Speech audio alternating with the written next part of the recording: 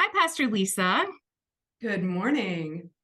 This is the beginning of Women's HErstory Month here in the US and in other countries around the planet. And in the Central Conference in Milwaukee, we noticed that many of the people who serve congregations as pastors are not male. And so we thought, let's share some stories this month and celebrate this important month as a community. So you are our first respondent to this, and I wondered if you would tell us a little bit about you before we get into the meat of our conversation.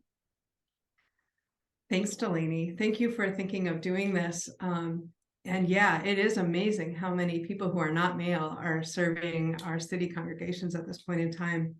I was not raised in a city. I was raised in a small town adjacent to a rural community in central Minnesota, raised Lutheran, but in a tradition of Lutheranism that does not ordain women. So although I sensed a calling to ordain ministry from the age of 8, it took me a very long time to work through many, many things before I began seminary as a full adult in my 30s and ordained at age 41, and took my first and only call 12 years ago here at Redeemer Lutheran on Wisconsin Avenue. Wow.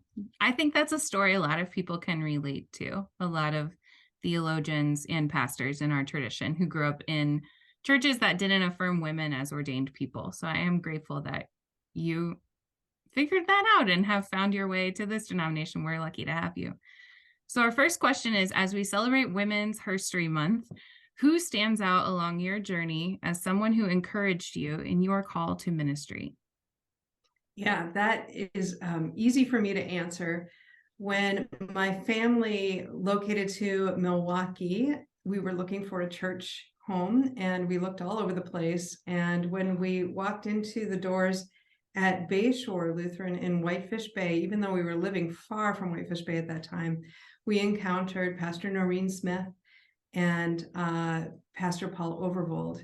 And to hear Pastor Noreen preach and to see her lead and to know that she was a wife and a mother of 2 daughters was incredibly encouraging to me, because that really was the last thing that was my issue that I claim as mine was how could someone be wife, mother, pastor, and do all of those things well and not leave things neglected. So to see her in that role, to see the creativity that she brought to her preaching was an amazing encouragement. And then when she found out through my husband, actually, that I had been contemplating a call to ministry for a long time, she was extremely encouraging of that. Added to that, though, is Pastor Mary Martha of Hephatha, because the 2 congregations were in a partnered relationship already. And so then I got to encounter Mary Martha and her preaching and leading, and to see the collegiality between Noreen and Mary Martha. And all of that really encouraged me to finally sign up and go to seminary. Wow, that's wonderful. I'm glad to hear that. I bet they would be glad to hear that too. I hope maybe they have heard it. Conversation. They have heard it. I have told them. Good. So the other question I wanted to ask you is, how do you perceive your gender impacting your leadership? This is a really interesting question to me. And I've been thinking about it a lot since you gave me the question ahead of time. I've thought about different metaphors for how to inhabit the role as pastor. And for a long time, the one that I really nestled into was lifeguard, actually. That was one of my first jobs when I was a teenager. I was a lifeguard. And so a lifeguard is always looking and scanning and trying to perceive people in trouble, people who might become in trouble, and how to try to get assistance to that person. Then I realized later on that, Lisa, that's really nothing new, that the shepherd metaphor throughout the scriptures really is lifeguarding. You're like, oh, okay. But, as I've done this now for 12 years, and so I claim this only for me, and describe this as a feature of my womanhood, is that I can't help but also bring a mother-like role to pastoring. So again, just me talking.